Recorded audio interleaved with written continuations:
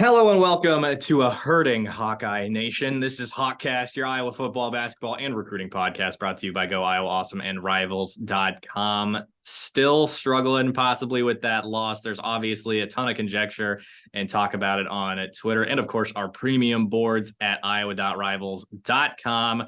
I'm your recruiting analyst and host for this site, Eliot Clough, at Eliot Clough on Twitter, joined by our publisher, Adam Jacoby, and, of course, our managing editor, Ross Binder, here on this episode of Hawkcast.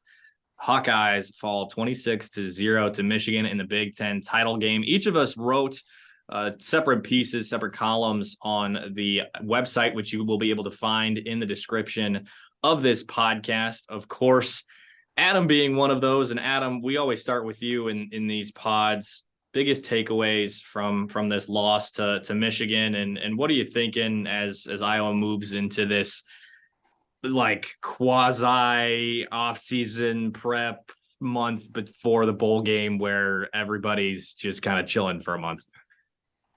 Well, I think it's going to be a pretty interesting month of off-season, and then starting on January 2, there's going to be a lot to focus on there, but we can get to that in time. In terms of the game itself, it was frustrating because it was sort of a microcosm of all the things that had frustrated Iowa fans all season long. It was a big part of that too, is because Michigan's really, really good at football, and good in a way that stymies all the ways that Iowa is good. Michigan is able to keep up on special teams. They controlled the ball very well. I mean, McCarthy, when I wrote about it after the game, I think there were about 2 passes out of 30 that McCarthy threw that Iowa had any chance of really like getting a hand on or getting 2 hands on.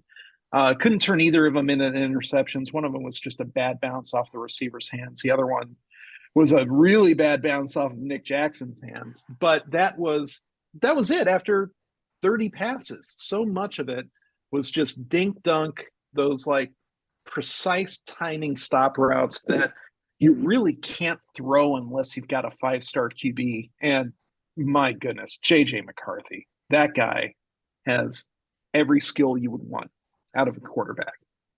And being that Michigan is built so well to beat teams like Iowa, I can understand if Iowa fans see Michigan and think, why not us?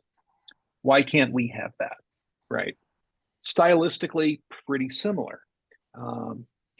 Michigan played some pretty complimentary football. Michigan's execution, I thought, was excellent. All of those things are Iowa football. And not exclusively, obviously, but all of those things are sort of part of the plan and part of what fans are familiar with seeing. And so on a stage like the Big Ten Championship, stakes could not be higher, in the conference, and especially for a program like Iowa after a season like that. And then you run up against a team that has earned its way to number 1 with that win. Outplayed Iowa. There's really no way around that. Outplayed them, out-talented them. Iowa outcoached them, I would say. But when the execution isn't there to match it, it really doesn't matter. And it didn't matter on Saturday. So that was about the outcome that we would expect. Coming into the game, 26-0 would have sounded about right to us. And the way that it happened, though, has got to be frustrating. We know it was frustrating for the players. Has got to be frustrating for the fans, and really serves as a reminder that Iowa serves as like a goalpost for Iowa to meet. That, all right, if you really want to execute the way that Kirk talks about, you really want to do all those things complimentary wise that he talks about, that's what it's going to look like, and it is good enough for number 1. So it's a nice little proof of concept, but it's also really frustrating for Iowa fans who think, why can't we have that? And I think it's a solid question, and not, it's one that deserves a lot of, effort in answering, well past just calling it rhetorical and moving on. So that's what I thought. Ross, what did you see, especially with the benefit of TV? I mean, I would say that what I saw was similar to what you were seeing in person, but the offense's inability to move the ball, to sustain drives, none of this was surprising to anyone who's watched Iowa football this season. I mean, these were the same problems they had in week 1, they had last night. And to an extent, I think you can be critical of the coaches for that because these are problems that were never fixed. But they were also problems that were never fixed because there was no way to fix them, in the sense that Iowa, you talked about being out coached and out talented in some ways, and the talent gap was the big disparity that was on display very noticeably in that game last night. I mean, you look at the talent Iowa had on the offensive line, that Iowa had at quarterback, um, especially those positions, I think, were glaring weaknesses for Iowa in that game. The running backs, I think we've seen that Caleb Johnson and LaShawn Williams are very capable backs, but they also need linemen to block for them. They need a quarterback in a passing game that can, give them some breathing room. And, they didn't get that last night. But the offense just, the once Michigan knew exactly what Iowa was going to do, and they were, certainly have the talent on defense to be able to, slow down whatever Iowa's trying to do, whether that's run the ball, pass the ball, whatever they were trying to use to move the ball down the field. Michigan knew exactly how to stop it, and that's something Iowa has to, and that's something that I think we've seen in a lot of these recent games against the Michigans and the Penn States and the Ohio States. Like, they treat Iowa like an open book. They know exactly how to defend Iowa, and they defend it very, very well, and they make the offense almost impossible. I think that's something Iowa is going to need to look at very hard in the offseason, especially with the new offensive coordinator coming in. And the degree of difficulty increasing in the conference because you're adding USC and Washington and Oregon and UCLA. The talent is not getting, there's going to be more talent in the Big Ten. And Iowa's ability to keep up is going to be predicated on how well they can move forward on the offensive side of the ball. It's bleak right now. It's very bleak. I mean, I don't know how you can look at that game last night or all season and not conclude that it's really bleak. Eliot, when we were in the press box, there was one play, and it was, on paper, it's just going to look like a 5-6 yard completion from McCarthy to, I want to say it was Roman Wilson, but it could have been any of the Michigan receivers. But what was, on paper, it looks as nondescript as anything. But what was striking about it was the throw was not really great. It wasn't really on target, but the receiver made a dive, like a great diving, clean catch, coming back to the ball to, bring it in. And they ended up getting like 6 or 7 yards instead of 0. And I leaned over to Eliot in the press box after that play, and I said, how many guys on Iowa's roster do you think make that catch? And we settled on somewhere between 0 and 1, depending on how you think about Caleb Brown. And that's not a knock on the guys that are in that receiver room otherwise, because they're capable of doing, really productive and good things. But it is sort of a stark reminder that when you have talent on Michigan's level, on that 4-star level, it's okay if your quarterback's throw is, a foot low or 2 feet low, because the receivers have that like catch radius to be able to turn that low throw into 6 yards. If that happens with Deacon Hill and, name any Iowa receiver, or Cade McNamara or Spencer Petras or Nate Stanley, right? Like, I'm not trying to pick on Deacon here or any specific Iowa receiver, but how many times over the last few years have we seen a throw exactly like that, just like skip at the receiver's feet. And, all you say is, well, just execute better. And yeah, you do want to execute better. That should have been a better throw. And you can say, well, bad throw, deserves the incomplete 2nd and 10. Or you can have enough talent to make that a good throw, a productive throw. And again, like, all we're talking about here is a 7-yard pass. Let's say it's a 7-yard pass. But we're also talking about the difference between 2nd and 3 and 2nd and 10, or 3rd and 3 and 3rd and 10, or a 1st down and 4th down, right? Those 7 yards can be really, really big in that specific moment, even if they're not macro big. And Michigan's ability to make those plays and Iowa's inability to make those plays, I thought, was striking and helped push that lever in Michigan's favor. The chunk plays were the reason why Michigan won. Michigan made the big plays and Iowa didn't. But those little plays are how Michigan kept those drives running, which also, fed into their ball control, which was dominant, and, got them to the point where they could, put 26 points on the board as opposed to 19, 12, 3. Ross, what did you see? I was just going to actually push back a little on the chunk play point, because they didn't really hit chunk plays aside from the big punt return. Obviously was an enormous play, but otherwise they were really taking advantage of turnovers from Iowa that put them up in good field position.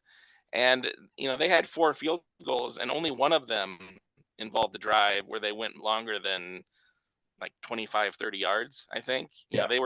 They'd get the ball, get a 1st down or 2, and then they could kick a field goal. And I mean, that was, looking at the things that were frustrating in that game, the Iowa defense, it's hard to, when they give up 26 points, like, oh, they didn't have a great game. They really did have a great game. I mean, they smothered Michigan's offense and held them to one of their lowest, yardage totals in several years. And the points they got were almost impossible to defend. The 2 touchdowns covered 5 yards and 6 yards. I mean, you can't even call that a touchdown drive. And yeah, Iowa's defense, half of them started the drive with their heels in the end zone. Yeah.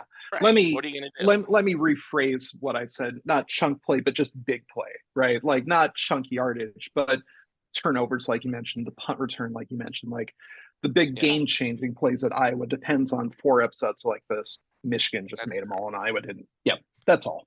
That's true. Yep, that's true. Eliot, what were you gonna add something there too? So you guys have pretty much hit on the 3 main points to take away from this game, right? There's the talent discrepancy that everybody knew going into this game. There's the predictability of Iowa's offense. Ross, you said Michigan pretty much knew what Iowa was doing going in. My mom knew what Iowa was doing going in. My mom couldn't name Iowa's starting quarterback. So those are the 2 things that stick out. Brian Ferentz, this is your last Big Ten game coaching the offense, and you don't open up the playbook at all? Yeah. Somebody asked Kirk about it when they arrived in Indy. They did a little bit of TV stuff. I think it was probably like 5 minutes to Kirk, maybe. Somebody asked him about opening up the offense, and he said, no, I think we just need to execute at what we're good at and stuff like that. And, when you hear that, my thought was, oh, he's just, pushing it to the side. They'll probably do something at the least, right? I mean, gamesmanship. Yeah. Right. It's the Cooper conversation. Oh, no, we're not going to put him on offense. And then he gets 2 reps, right? Like, that's what I was thinking. F me, right? Like I it was just, there was no creativity. There were points over the final 3 games of the season where I genuinely thought, and I've said this a few times on the podcast, wow, I play action there. I thought that was, delay handoff, outside zone, something. It was going to be a run. And it was actually play action, threw me off from the booth. And it probably threw off the defense, because that was probably the best that Deacon Hill has looked when the offense wasn't predictable, when they went outside of their tendencies. And he was able to take advantage of some of the things that the defense didn't see coming. And schematically, did some good stuff. Deacon's not dumb. Like he's had some turnover worthy plays. You know, obviously 13 and I think 11 or 13 turnovers so far. And obviously he has not performed to the degree that he would like to, and he'd agree with you on that front. But he's not dumb. Like we interact with Deacon on a regular basis. Not only is a great dude, but like he's smart. And the turnovers are not an issue to do with that. I think he's not put into a situation to succeed by way of what Brian has done with the offense. Additionally, you mentioned the big plays. One phrase that I didn't hear from you guys is missed opportunities. Yeah. They had opportunities. That punt by Michigan that went like 20 yards. Well, it went like 40 and then bounced back like 15. And then you fumble 3-4 plays later. Like that looked like a fluke play. I mean, Jazz isn't a running back that, you know, continually puts the ball on the ground by any means. But like that Nick Jackson dropping the gift of an interception. Yeah. Another awful replay rearing its ugly head moment in the third quarter. Like, let's even throw in there that 57-yard punt by Torrey Taylor that he tried to coffin corner that somehow did not bounce out of bounds and just like found the end zone instead. Like so many of those weird bounces just didn't go Iowa's way. And when they finally did get those few, couldn't do anything with them. And those bounces had to go their way for them to have a chance. Again, said that all week. They had to be perfect. They had to take advantage of opportunities, and they just flat didn't. And you know, sorry, I was just gonna follow up on that. You know, you're right. They didn't make the most of those opportunities, and that I think is what makes the play calling so frustrating to me, or more frustrating, because you mentioned that there wasn't much creativity, or they didn't open up the playbook, as it were. And I think that's absolutely true. And I think Iowa Kirk Ferentz wanted to win this game with the same, play the game in a phone booth, keep it tight, get the breaks hopefully the breaks go Iowa's way and they can make the most of those. But once it became clear that wasn't happening, you got to have a plan B. Like if you can't win with plan A, you can't just keep hoping plan A is going to turn around at some point, especially once you get down in the third quarter, you're down 17-0. It's like, all right, what's the difference between losing 40-0 or losing 23-0? Like about 2 years. Who cares? Right. Huh? Yeah. And now that plan B can't be Deacon 3-4 step drop and then he gets hit because Mason Richmond and Nick DeYoung couldn't protect him to save their lives. Well, that's your plan B. They had they had a tough task in front of them with Michigan's D line. Don't get me wrong. Right. That just falls into that talent discrepancy that we've referenced. Yeah. The one thing that I'll add to the point that you were making, Eliot, we did when we talked to Deacon after the game. I do want to point out Deacon's eyes were red. And, his voice was cracking. It was pretty clear that he had taken the loss pretty tough. It was pretty an emotional loss for him and for the team and for the coaches and all of that. Right. Like this wasn't them just like walking on the field and just being like, screw it and not trying hard. Right. Like this was. I don't know. That was a really good Kirk Ferentz impression. Yeah. Screw it. Nah. Kirk. That's.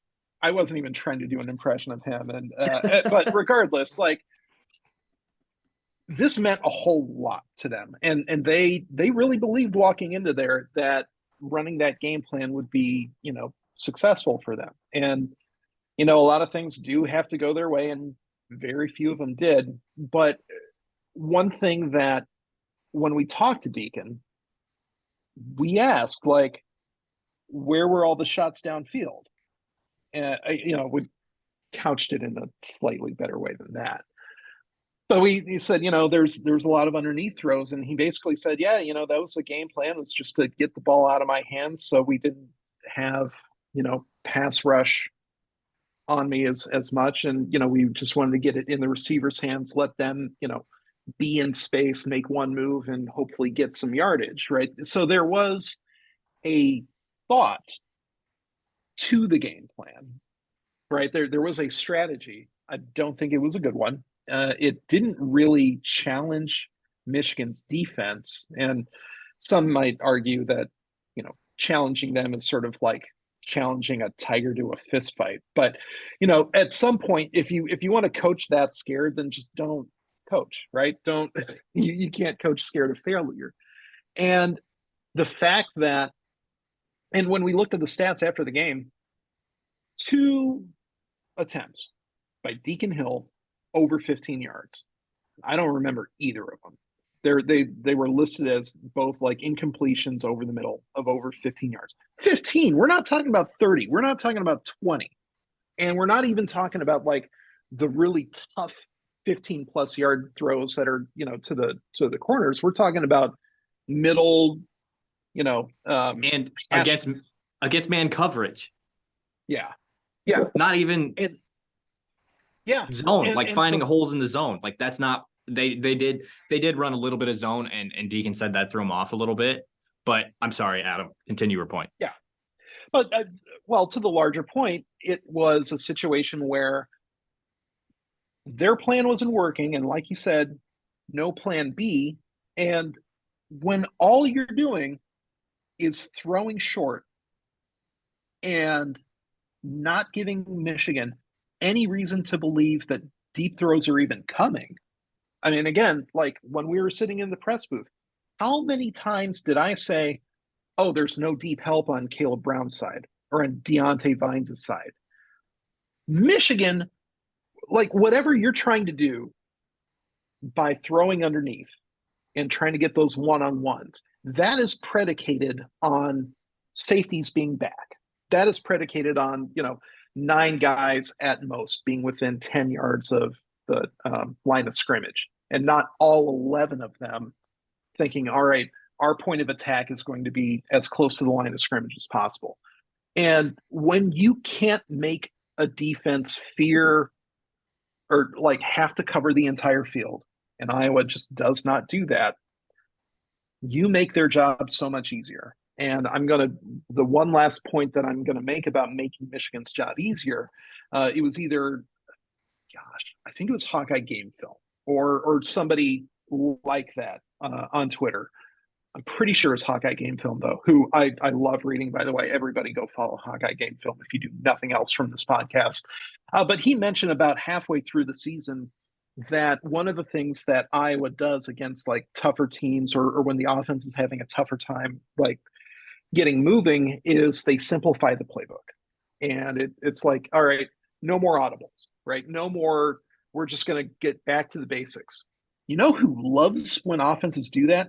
Opposing defenses, right? That you are closing down the amount of like cues that the defenders even have to worry about. You're letting them pin their ears back at that point, right? I get from Ferentz's perspective why it's all right, we don't want to make this too complicated because you don't want to like overload a QB, especially like Deacon Hill, right? You don't want to you want to put him in some position to succeed. But when you're also putting the 11 defenders in position to succeed, it's a little bit of it should be a sign that the system, even if it had worked in the past, it's not working now. And it's not, 10 wins is fun, but 2 shutouts and this growing pattern of being beaten by the Big Ten's best in usually not competitive games, that's really your cue that if the program goals are what they are, and that includes, Big Ten championships and, high levels of performance, it has to start with closing that gap. And coaching scared and giving 4- and 5-star defenders an easier job of defending your offense is not the way to go about it. It's just not. So you reference the difference in simplifying the playbook versus mixing things up a little bit to make it easier on your offense. So not only do you make it easier to understand for the defense, you already have that discrepancy in talent. So you're stacking the deck against yourself is what you're doing in that moment. Additionally, you mentioned the shutout. They were shut out at Penn State, and it was the first time they'd been shut out since 2000. They were shut out yesterday in the Big Ten championship game. That was the first time they'd been shut out twice in one season since 1978. Mm-hmm. Kirk loves to reference the past. Not when it comes to that stat, man. There's no good comparisons to be made of Hawkeye football in the 1970s. If you're comparing modern day Hawkeye football to that era, something has gone very, wrong. very wrong. Very bad. Yeah. The one thing that I'll point out, the last time Iowa got shut out in 2 seasons, and that was the last year of the Bob Cummings era in Iowa City. And what did Iowa do about that when it got shut out twice? It hired a coach from SMU named John Hayden Fry. Now, Beth Getz has a bit of a task in front of her. And she's not going to be the job or the supervisor of the new OC unless it's like James Ferentz, right? But there is going to have to be. I'm sorry, Ross. There is going to have to be probably. She said, I let the coaches make those hires. I get it. If Kirk wants to sort of bring this back to like, well, let's just execute the 1980s and 70s game plan better and things are going to work. There might have to be, and I'm not saying like threaten your cash cow, but I would hope that there's going to be a discussion just sort of similar to, the Bump Eliot discussion, what that must have been in 1979. Say like, look, football is important in Iowa City.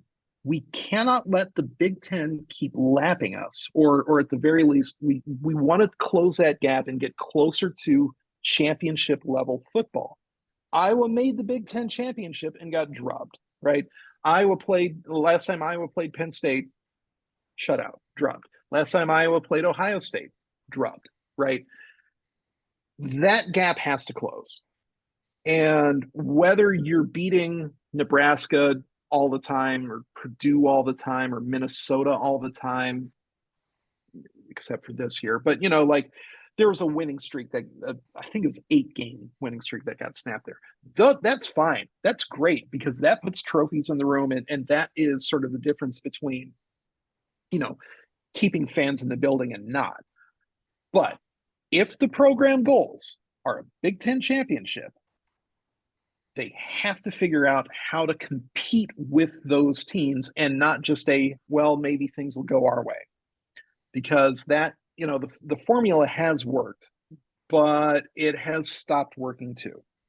And I don't know how you can watch that game from either the sidelines or on TV or up in the press box or anything else.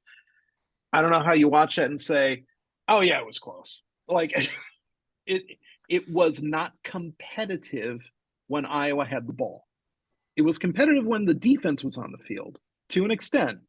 But, even then, 26-0. And, the room's full of guys with, red eyes, and Logan Lee is standing there having to defend his defense who just gave up 213 yards. And he's saying, yeah, I'm upset. Like, this was not a success because we lost and we gave up 26 points. I thought that was a fascinating answer from him, but it's also a point where let's cut that down to 19. If Iowa's offense is even, taking care of itself in some hypothetical, let's cut it down to 19. If the offense can score 20 points, that's a win. That is right. Like that's the defense doing its job at a championship level already. But since it's a 26-point loss, he can't revel in that fact at all. And, complimentary football and all, but it feels like you can't depend on the defense to be perfect. Like not the way against Iowa Michigan. plays, Hell no. not against Michigan, and not really against anybody else. I mean, it's horribly unfair to the defense, and Well, they've they been like good it. enough to make I'll it say work. this. Yeah. I understand they have a standard they hold themselves to, and that's wonderful. That's why they are as good as they are. But realistically, if you're game planning and figuring out how to win football games, item one on the list can't be, okay, defense, hold them to 0 points. And that's essentially what Iowa tries to do anymore. And the defense tries their damnedest to get close to that, and they hold them to 6, 7, 10, 12, 13 points, and they do an incredible job. I don't want to besmirch them at all, because what they do is beyond reproach, essentially. But the offense has to hold up its end of the bargain. And like you said, scoring 20 points would win them so many games. And the Michigan game is kind of everything in a microcosm, and it's exacerbated because of the setting and the opponent and the prime time and everything. But the offense has looked like this all season long. It's looked like this for essentially going on 3 seasons now. And it makes every game so difficult to win, when so many of these games don't need to be difficult to win. Like a game against Michigan is always going to be difficult to win. Understandably, they're the number 1 team in the nation right now. They're 13-0. Talent up and down the roster. That's always going to be a tough game, acknowledged. But how many games did they have that were not 1-score games in the final few minutes of the fourth quarter this year? They're playing Minnesota and Nebraska and Illinois, and almost everybody on their schedule is just getting into this knockdown, drag out, every play matters, living on that edge of the razor for every play. And it's not a sustainable way to win football games. And they can't keep doing that. They can't keep getting away with it.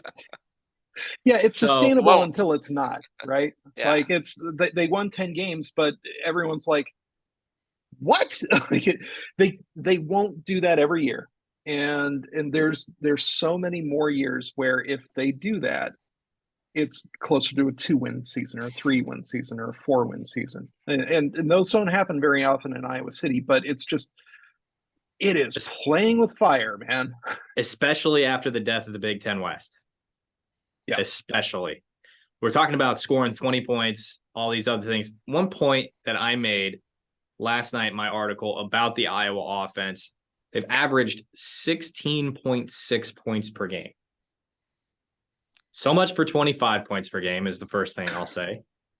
Second thing I'll say, the defense has allowed 13.2 points per game all season.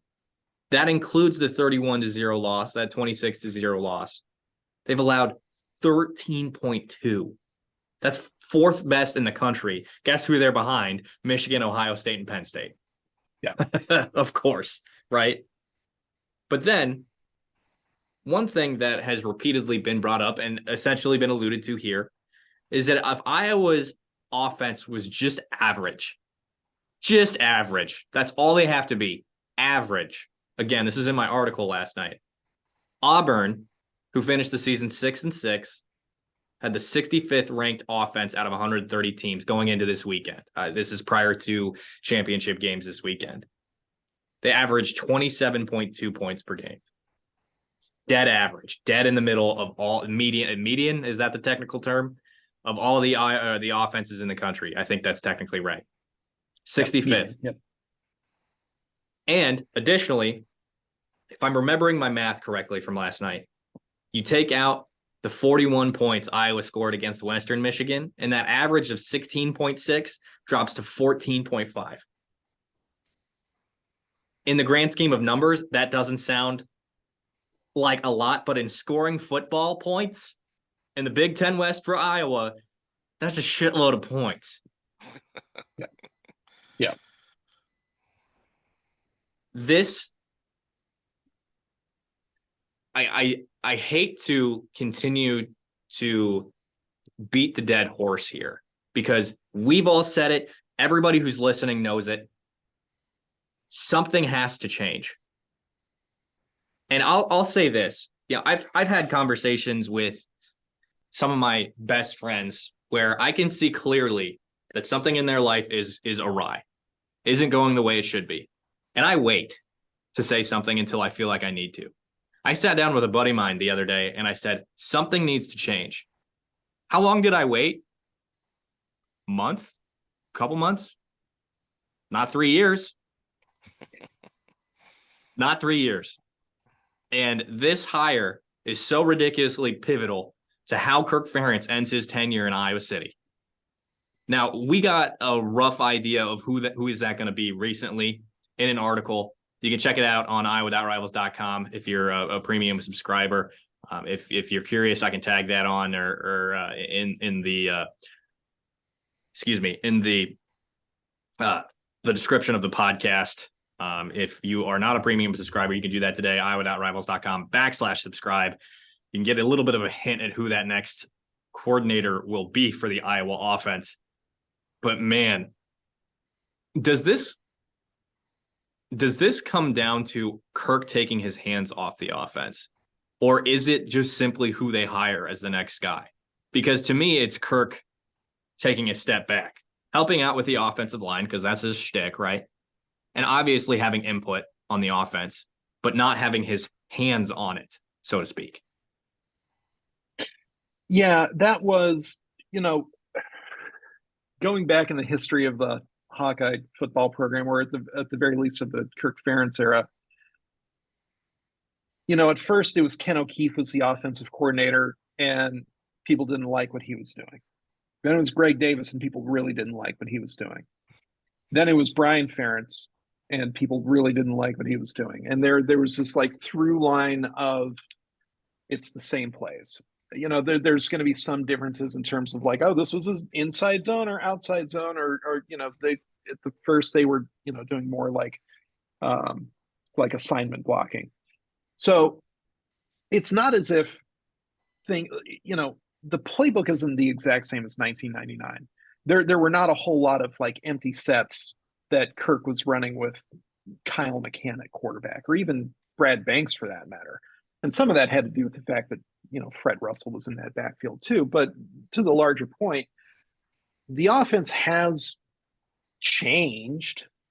Evolved might be too strong of a word, but there are differences over the years. But sort of the through line through it all is it's not very aggressive. It is not predicated a whole lot on timing, especially in terms of moving quarterbacks around. Gosh, how many times did we see J.J. McCarthy takes a snap, sprints out to a side, and that sprint is with his eyes downfield because he's waiting for a certain window to open that wouldn't have been open if he were in the pocket, or if it were a second earlier or later, right? All of that is very precise, and it requires a lot of timing, and you have to recruit really well to be able to pull stuff like that off. But Iowa almost had Zach Wilson, future number 2 NFL draft pick. Granted, one of the worst number 2 draft picks, but still, like everybody thought. And Cougar Killer. Be... Sorry, I had to drop it in. I'm sorry. Go ahead. Well, you go to BYU, you know a thing or two about Cougars, right? So, but like the through line through it is Iowa's bread and butter has been the same bread and butter for so long. And they don't want to do certain things. They don't want to put certain stresses on their own quarterback. They want to establish the run when, the data says if you really want to have a good, a strong running game, you start with the passing game, right? Because what that does is that forces the defense to be like, all right, 7 in the box. We have to 7 in the box tops. And when that happens, then you can start running the ball with, lethal efficiency. The fact that Iowa has gotten Le'Shawn Williams to almost 800 yards when there's no reason to ever have a safety deep against this offense, like, it's pretty amazing. And gosh, last year, Caleb Johnson averaged 5 yards a carry against that same, like, look, the stack loaded defensive looks, and the offensive line was worse, right? The fact that Iowa was able to get even halfway productive with their running game against these stacked fronts is borderline amazing, but it's also not good enough, right? We're talking about 800 yards. We're talking about, I can't even remember if Caleb cracked 1,000 last year. I don't think he did, right? 770. Yeah. Those are not game-breaking numbers. Those are not how you sustain an offense. But it's still remarkable that they even got that far. And it's remarkable because, as we've said 1,000 times on this podcast already, Iowa makes it easy for opposing defenses to know what's coming, and has been doing that for years and years. And give credit to Kirk that,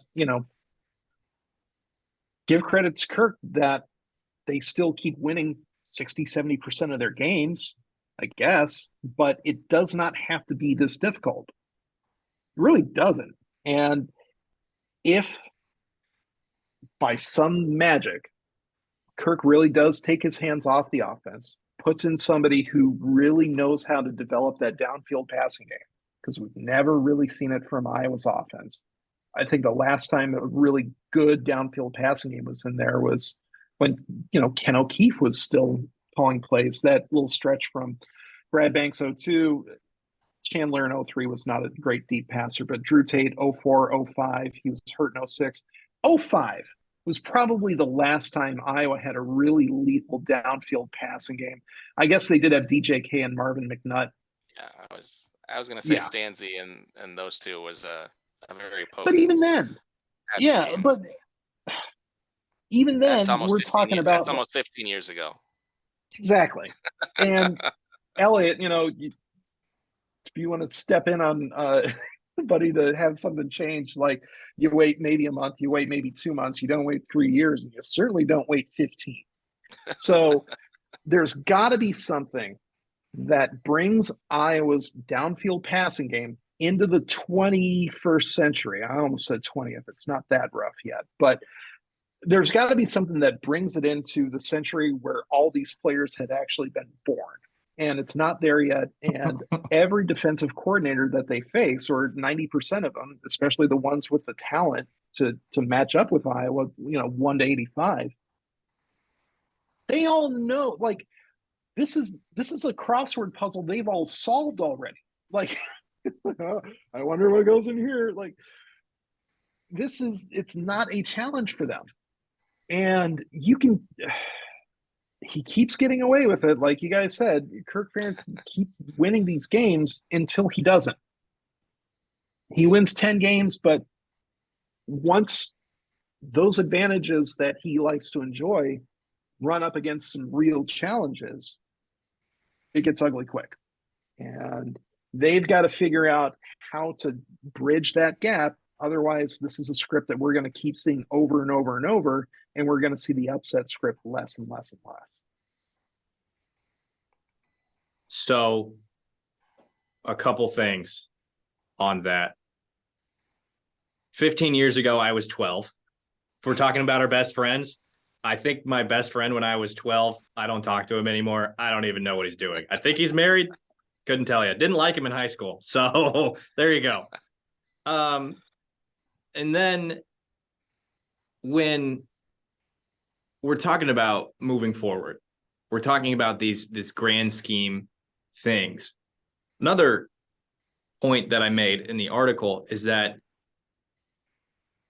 I prefaced my question when I asked Kirk about this last night. I said, I know you don't want to look too far ahead, but when we're talking about how you fix this offense, what are the next steps? Guess what his first response was? I think you know this, Adam, maybe not, but do you know what his first response was, either of you guys, off the top of your head? You told me already, but Ross, what do you think? We got to look at the film or something, or Well, the first thing I'll say is we lost our quarterback that was supposed to be our starter this year. Oh, right. I don't know if you heard.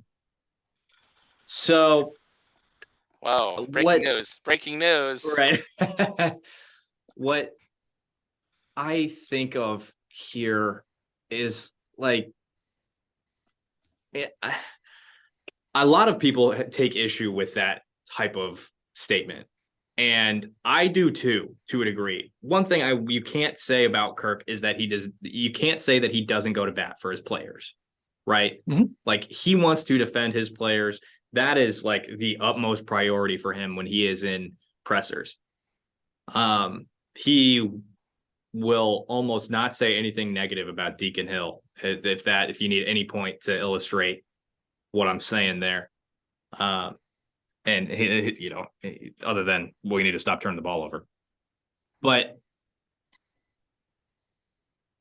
I don't know what the thought process is in not referencing something substantial of how do we fix this problem. What I do understand is defending your players, one, and two, not giving away too much, right? Those are two things he will almost never do, pretty much never do. But what I don't understand is under this severe scrutiny from not only the media and the people outside the program, which he could give a shit less about for being like, that's just true. But to not substantiate it and say, we got to do X, Y, Z better. Give us one thing, man. Give the fan base one thing, man, and maybe this isn't going to, strike a nerve with anybody. I might be beating a dead horse there when I mention that, but like he said that, and then he just went into our players showed a lot of resilience this year. Like, and I don't want to focus on next year. I want to right. And I don't want to focus on next year. I want to focus on next game and these next 4 weeks. And like, yeah, but like you have a monumental decision ahead of you. I don't get it. I feel like that's a common theme with this offense. I feel like I'm on the precipice of making a point. This has happened several times this year. I feel like I'm on a precipice of making a point, and then I just can't get there because it's already been said. And I finish it with, I don't get it because I don't. Yeah. I've got his quote, the end part of it in front of me here. He says, worry about next year. We're worried about the next game. We have 4 weeks to get ready for it, give or take, whatever. We'll find that out tomorrow. That's our focus. I'm not thinking that globally right now. And I take him at his word on that, right? He probably has not thought, about how do we fix this in the big term, big picture, right? But you can't also be mad at people for asking, because you can think big picture while you're still focusing on small things, right? We're human beings. We have capability of doing all that. I can think big picture about, how we're going to cover the season in 2024 and still like drive my car home to use an example from this afternoon, right? Being on the interstate, I don't have to pick between the task of driving and the task of thinking about bigger things. I don't have, right? And so to just say, that's a tomorrow problem, or that's a January problem, or something like that, man, it must be nice, like that must be nice, because that's a question that people have now, and it's a question that people had last year, and it's a question that people had the year before that. And so to just keep kicking the can is, people can read that as, I don't want to say it's a dereliction of responsibility, because at the end of the day, all we're doing is talking about a coach at a post-game press conference, but it's also like, it's a problem that needs attention and a fix. Because if you don't fix it, and again, said it 1,000 times, that gap between Iowa and the rest of in the top of the Big Ten, and that top is about to grow bigger with all their buddies from the West Coast.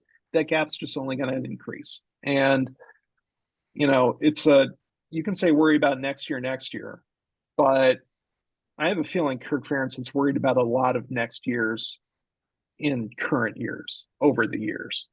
Say years more often, Adam. Right? Like, there's no way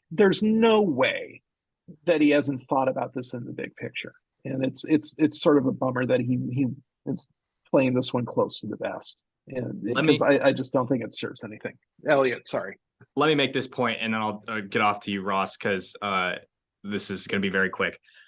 In reference to looking to the future or choosing not to look to the future, I want to make a Simpsons reference. There's an episode where Homer is drinking a mixture of mayonnaise and vodka.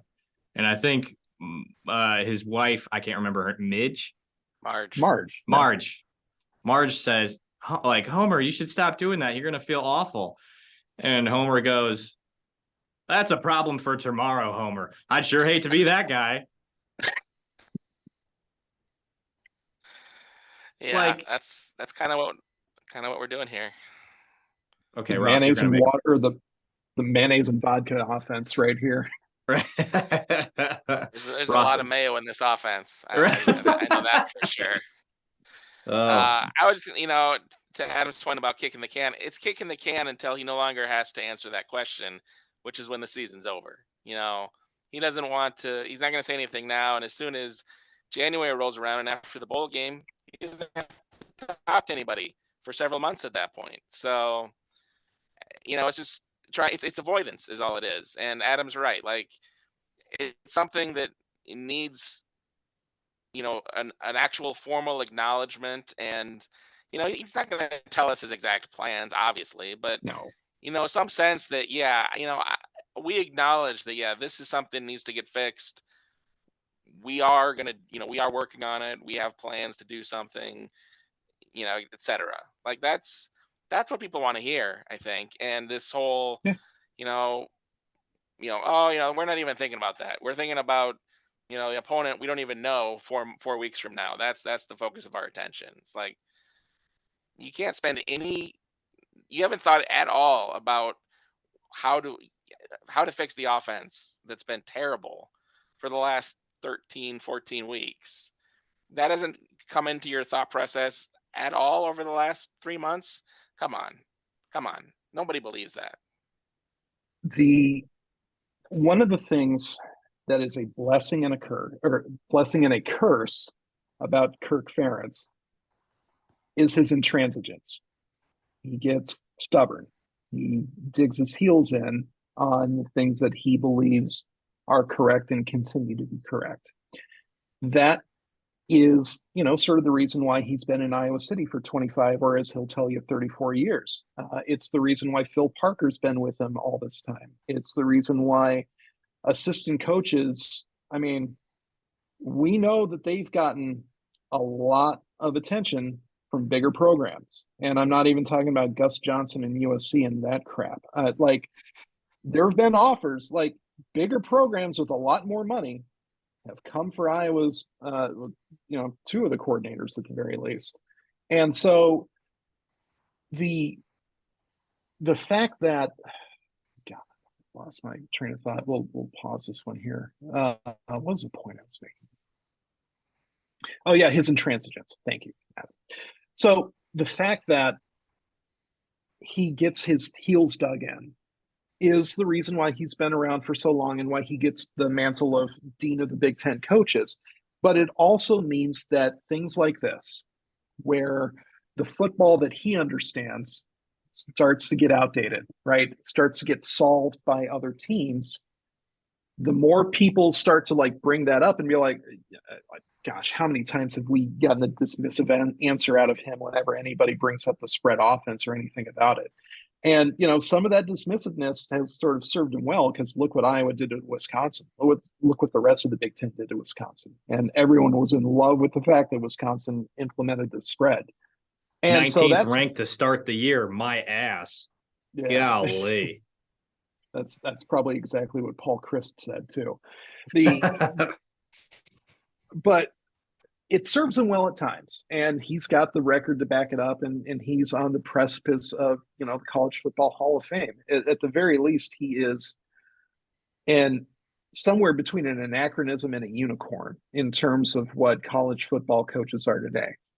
But it also means that when there is a pretty easily defined problem by everybody except Kirk Ferentz, that he's just going to be like metaphorically middle fingers up, like, I'm doing this my way, I'm protected, and I've got the record to back it up, and I'm not going to let a bunch of brokies tell me how to do my job. Like, a lot of coaches think like that. That's not a directed criticism of Kirk, but it is a fact that some of these brokies know what we're talking about. And at the end of the day, the people who are buying these tickets, the reason that all this money is there for Kirk in the first place, all this attention is there for the first place, is that they want to watch some exciting football. And to be like, screw you all, I'm not changing my core values here. It's okay to, like, core values are a good thing to have, but a core value, like the outside zone, is not a core value, right? Having the same play action, like roll out tight end flat thing, that's not a core value. That's just like a playbook that needs to be updated, especially when you see so many. I get that we're not talking about Mike Leach and the air raid and four verts, et cetera, as much as fans want to see that. But it is a situation where they just want to see a dangerous offense, an offense that's dangerous to the opposing defense, right? Not to themselves. Yeah, not the like leaking uranium type of dangerous. That's what fans want to see. That's why they show up. They also want to see wins, right? And the sellouts prove that fact. But at the end of the day, what's going to keep these fans coming back is, obviously wins still, but they want to be entertained too. Gosh, women's basketball, the wins help, but people liked that team to begin with because they score so many dang points. Men's basketball, sort of the same thing. If Fran McCaffrey had the same record, but with like lick lighter scores, I don't think he makes it this far in Iowa City, because it would just be dreadful to watch them, even if they're winning 18, 19, 20 games. And, Kirk can do this when they're winning 10 games, 9 games. 8 gets dicey. 7 really gets dicey. And anything below that, and the tolerance for a 17 win or a 17 point per game offense is out the window. So, man, he's playing with fire for as long as he wants to kick this can down the road. And it has worked so far. But as anybody who has ever worked in the stock market or marketing can tell you, past performance is not indicative of future results, or past results are not indicative of future performance. And the metrics, the underlying everything about this team and the offense are not great. And it's if you wait for this to become a 3-9 problem or a 2-10 problem or something like that, you've waited too long. And that would have some really long-term ramifications in terms of the health of this program and, by association, the athletic department. So this is not just idle speculation. It's not just like, I want the scoreboard and I want fireworks. No, like this is what people like.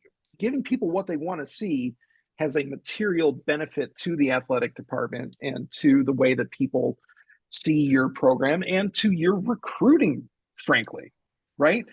It would be so much easier to recruit wide receivers to Iowa City if they thought they had a prayer of getting 1,000 yards, to say nothing of even 500, right? Guys go to programs for more than just playing time and stats and results and all that, especially at Iowa, but they do want those things too. And you don't really see the benefits come through in recruiting when you're not giving them anything to like aspire to, or an example where they're like, I want what that guy has. Which wide receiver on Iowa's roster right now, in terms of the production that they've had as a Hawkeye, if I'm a recruit, if I'm 16 years old, which of those guys am I looking at that roster and saying, I want that career? I want what he has done. When's the last time Iowa has had a receiver who has had that sort of productive career where a recruit says, yep, I want that to be me in 5 to 7 or 4 years or whatever? Who's the last one? And that is a sort of a self-perpetuating problem. And so that is another reason why this is a really, really important discussion, as it more than just aesthetics. Marvin McNutt. Yeah, 15 years. Probably. Yeah. I mean, the only other name that comes to mind is like Amir Smith-Marset, but like, Good career, not an outstanding one, but yeah. right. Yeah. I mean, he would be a good example, but that's sort of the example that proves the rule over the last 15 years. Like, we came up with one name. Yeah. Yeah, Golly. pretty It's much. bleak. It's bleak, and that bleakedness is something that Iowa would do really well to change. And based on Seth Anderson and obviously to a certain degree, Caleb Brown, transfer portal can only do so much when you're talking about bringing guys in, paying them money through NIL and hoping that they have any sort of level of production close to a Marvin McNutt, close to an Amir Smith-Marset. Now, is there anything you guys wanted to hit on when we're talking about the Big Ten championship game before we talk portal very briefly and then get out of here? I think we've beaten that horse pretty dead. Yeah, it's glue. I've got horse entrails on my shoe now. Ew. R.I.P. Now, speaking of portal, wide receivers, etc. Well, I guess one positive that I did want to hit on very briefly, it's been all over Twitter. Cohen Entringer, that play on special teams on the 87-yard punt, missed the tackle, got up, flew downfield, made the tackle. Obviously, Michigan ended up scoring on that possession anyway, but Kirk spoke about it today during his presser. I don't know if you were able to get on that, Ross, but and Adam, I know you were on the road yet, but he said it reminded him of Cooper in the bowl game against Kentucky when Cooper didn't really play a whole lot, but Cohen comes in and has to serve as the gunner in replacement of Cooper. And I think he's done a good job. He's just not Cooper DeJean, man. Like, right. He's just not. And so many different plays last night where I'm sure you said it to yourself as well, Adam, and I'm sure you did too, Ross. Man, would have been great to have Cooper there. Yeah. A lot Sean Lee, punt returns, punts themselves. I mean, even like offensively again as a decoy, like that dude was just sorely missed. But I think that play from Cohen is very encouraging. And now I believe he projects to free safety. I personally think that Quinn Schulte comes back next year. Who knows? I mean, like, there's no guarantee, right? But I think he and X on the back end of the defense is going to be good and fun. Oh yeah. Cohen's on the come up, and I think he's going to be really good. Other than that, go ahead, Ross. I was, I think maybe cash is a spot for Cohen. If they're trying to find a spot for him in that defensive backfield, Castro's going to be gone after this year. So, there'll be a spot there. So he said he hasn't decided what he's doing yet, Castro, but he's got to go to the NFL, right? Like, it's not like his stock is going to get higher. Yeah. And that cash kind of position. Yes. Like, don't take those reps and, not get paid for it. Like, at this point, like I love watching him in black and gold. He's been one of the best things about this season, I will say, but I hope he can go and get paid in the NFL. He deserves it. Yeah, Like, if he'll you're be throwing your body around like that, then there better be 2 commas in your paycheck. But yeah, he'll Eliot, be sorry, I interrupted you. Castro will be awesome on special teams at the very least. Oh yeah, I think he'll be really good on special teams.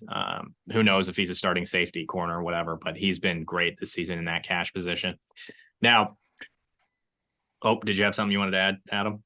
all I'll add is that the history of, and honestly, where I thought Ross was going to go with this, but the history of the cash position since Phil Parker put it in at Iowa, you look at guys like Amani Hooker, Geno Stone, Dane Belton. Those guys not only made it to the NFL, but they're productive in the NFL today, all of them. And so, boy, you look at Castro compared to even the way that those guys played the position, which was great. All 3 of them were great at cash. I put Castro right with them too.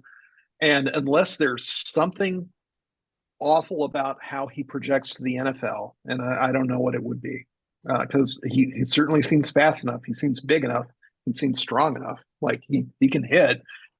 It all looks like it translates to the NFL, and everything tells me that guy is going to get drafted and he's going to have a productive career, whether it's 3, 4, 5, 10 years, whatever it is. Like, teams are going to get something out of him when he's in the league, and they're going to be really happy he was a member of their team. I am very, very confident about that.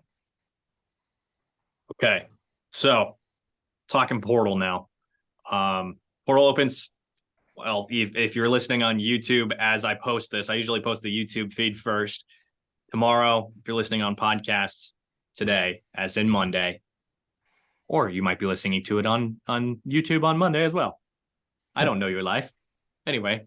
They might listen to it next year too. We don't know. Who am I to judge?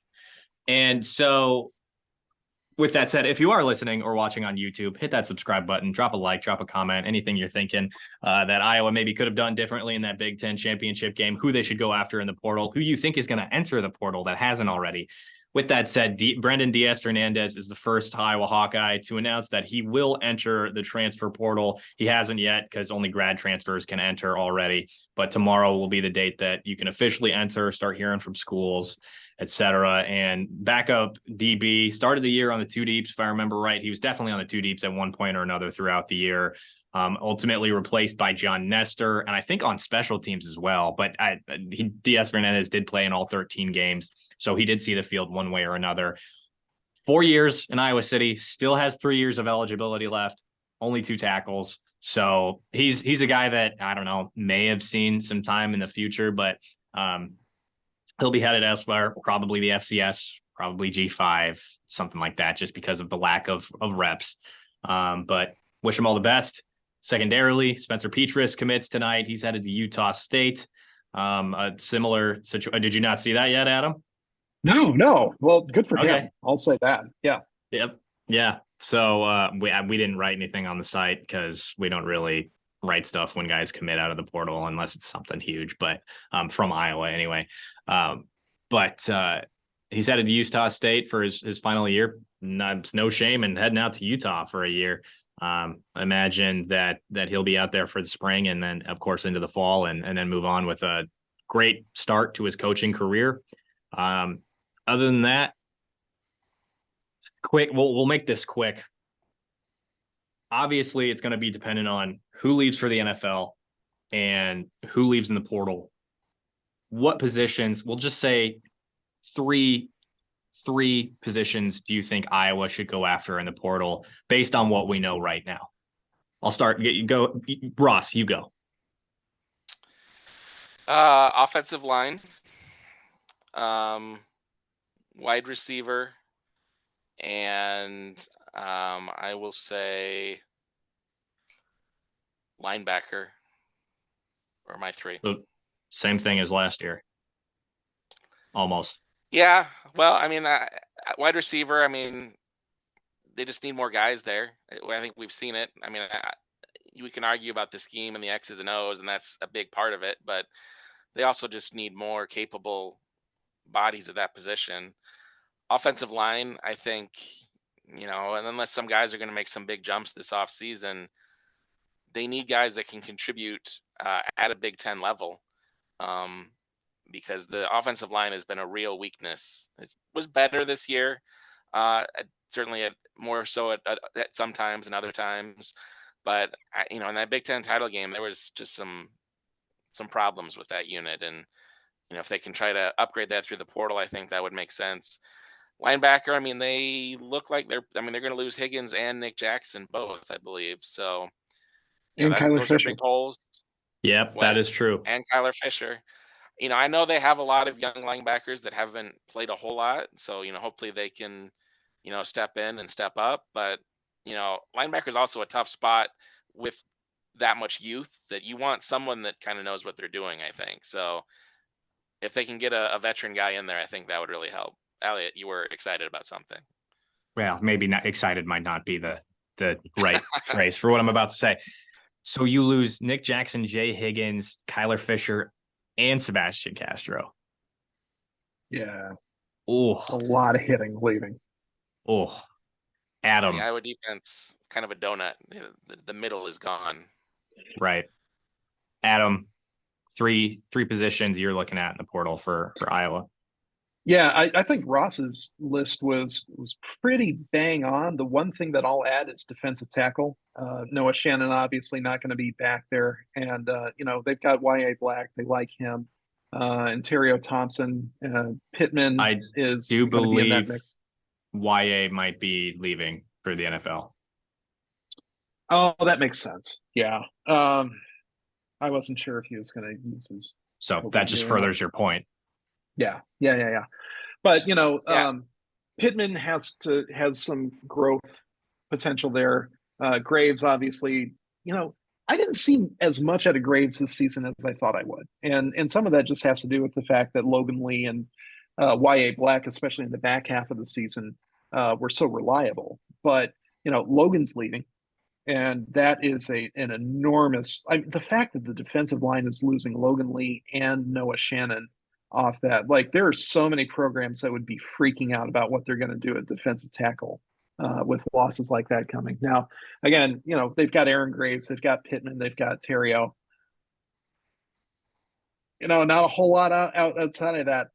They recruited it, but that's a situation where if you can bring in somebody who is that sort of 280 really disruptive guy, or if you want to go sort of the Matt Krul route of a guy who just eats up blocks and keeps your linebackers, clean and making their plays, there's a way to do that too. But it really does seem like Iowa's about one or two bodies away on that defensive interior in terms of like impact players, especially for the way that Iowa wants to play that position. So I'm very curious to see how they manage that front seven on the defensive front. And Ross, like you said, offensive line, especially when you're talking about the guys that they did bring in, Dejon Parker's, between Parker and Pfeff, do either of them have 2 years? I can't remember.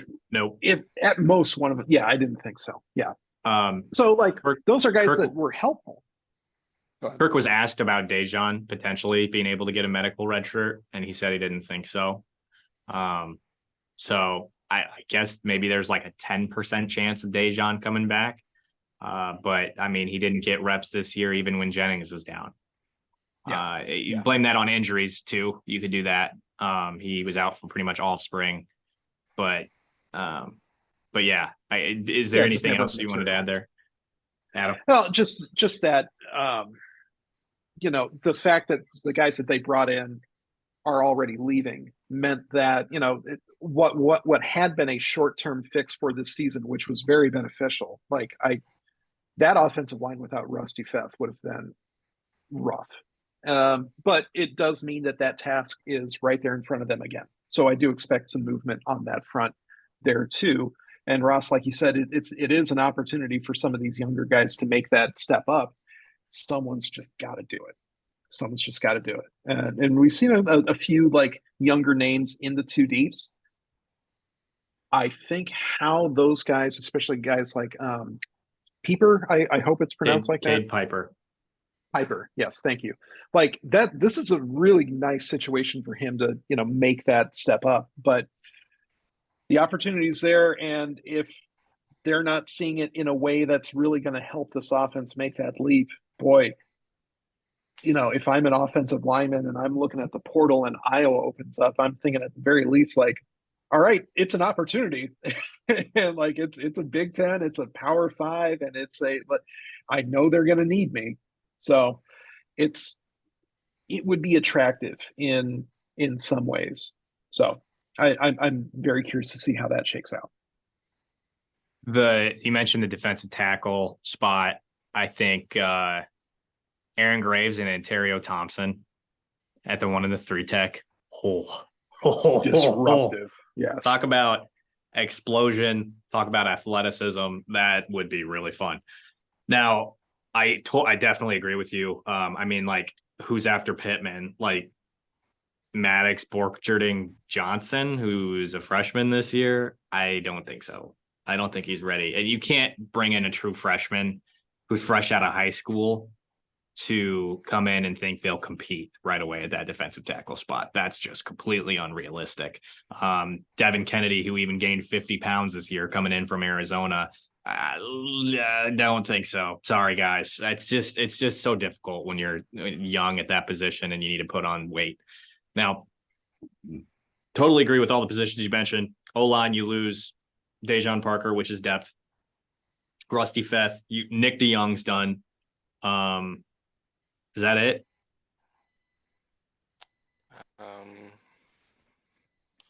Logan Jones, you get back, I believe. Yep. He's just a junior. You get Jennings Dunker back.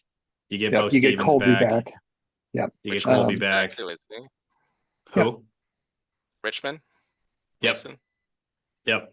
And Tyler Ellsbury's back. So they do bring a good amount of depth back, but I mean, I don't think it hurts to bring in competition with Jennings Dunker like they did, or any of the other positions even, really. I mean, Bo Stevens, Tyler Ellsbury, I think they were awesome this year.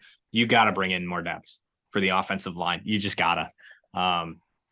Now, because we see what happens when just a few injuries, what that does to the offensive line. We've seen it over and over. And so even the fact that Dejon Parker didn't play this season, the fact that he was available added a lot of stability. And he was like 10 or 11 on that list. He probably would have started in 21 and 22. But it goes to your point that you just need that depth in there, even if the guys don't make it on the field. Ross, you had some? I was going to say another position we didn't mention, and it's not necessarily a portal position, but I mean, punter, they're going to be looking for Torrey's replacement. So, two positions somebody or something in mind for that, but Australia. Yep. Two positions I think of. First of all, I agree with everything you said. Secondly, consider corner maybe, because you've got Deshaun Lee and TJ Hall coming back. Depends on what you think of John Nestor. Depends on what you think of this freshman class. I thought about corner, and the only reason I didn't name that one is because of the just Grand Canyon size level of confidence I have in Phil Parker to develop corners for Iowa. So, they were looking. It's in not the a bad spring. idea. That's true. Yeah. That's true. And if they can, add somebody that's a little more game ready, maybe, then I don't think that would be a bad idea either. And then go ahead. Other position is tight end, because maybe you lose Luke Lachey and Eric All. And now I like Zach Ortworth. I thought he was good in his snaps. He's a freshman, right? Like, he had that drop. He had that horribly missed block at Wisconsin that we've referenced before. Stuff like that's going to happen when you're a true freshman playing tight end at the Big Ten level. And then Addison Ostrenga, I'm a believer. I think he's next up. But you could go to the tight. You could go to tight end in the portal. You could. Don't necessarily have to, but you could, especially if Luke Lachey comes back, and if Eric All could come back. He has another year. Then not something you need to worry about. If they both move on, then maybe. Yeah, ultimately you do need some playmaking power at that position, especially in an offense like Iowa's. I too, I think Ostrenga's got some juice to him. I think Ortworth's got some bright future too, but at the end of the day, we don't see them making plays like some of Eric All's diving catches or some of Lachey's like open field plays. Or, I mean, gosh, look at what Sam Laporta's, what he did in his senior year at Iowa, and then like what he's already doing in the NFL. Like, you have to be able to be a difference maker if Iowa's going to be using you to that extent. And we haven't really seen that difference maker level out of Ostrenga yet. I think he's capable of it. Like, I think it's probably a matter of time with him, but it's not there yet. And I don't think anybody up to and including Abdul Hodge would tell you it is.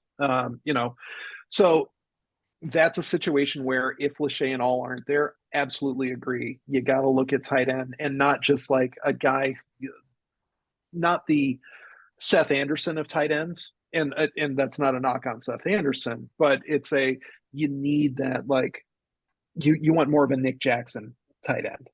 You want a guy who has played at a high level, who is, well, I mean, you want Eric All 2.0, right? I was just going to say that. Yeah. We don't have to get too complicated on that one. But yeah, I mean, that is sort of the level of transfer that you would want at tight end if you are going to look at a transfer at tight end. And again, like, corner is a situation where, as both of you mentioned, if you're going to play it for Phil Parker, you got to be able to play it at a high level. And so that is a situation where if there's a guy who's been all conference and his coach just left, or his head coach just left, or his position coach or coordinator just left, or they just suck in general, that's a situation where they can look at Iowa and be like, oh, I can I can make a difference there. And if I'm a cornerback and that opportunity is there, like if I get that call from Kirk, the conversation's over. It's like, all right, sign me up, and a discussion. I can't imagine a better place for a playmaking corner who has, that level of game experience that you mentioned, Eliot. If you can play ball at an Iowa level at cornerback and they give you that call, take it. Don't think twice. You got it. All right. That should pretty much do it. My laptop has been screaming at me for an hour with the fan because it gets too hot too fast. So I think we'll wrap it up here. I appreciate everybody who tuned into this episode of Hotcast. Before you go, make sure that you like, subscribe on YouTube, drop a comment. What other positions should they go after? Where should they prioritize them? Maybe you noticed we didn't say QB. That was one thing I was just going to say, is that they're going to have 4 scholarship quarterbacks on the roster at the least going into next season. So with that said, do you still think they should? Anyway, drop a comment on YouTube, as well as hit us up on Twitter when this is posted as a podcast. And while you're listening as a podcast, don't forget to subscribe wherever you're listening. That way you do not miss any episodes. Leave that rate and review. It helps us out a lot, and it makes us very happy. And if you're not a premium subscriber yet, you can do that today at iowa.rivals.com/subscribe. Get all the intel on the transfer portal, recruiting, search for the OC, and more. For now, my name's Eliot Clough, at Eliot Clough on Twitter, joined by Adam Jacoby and Ross Binder. We will see you next time.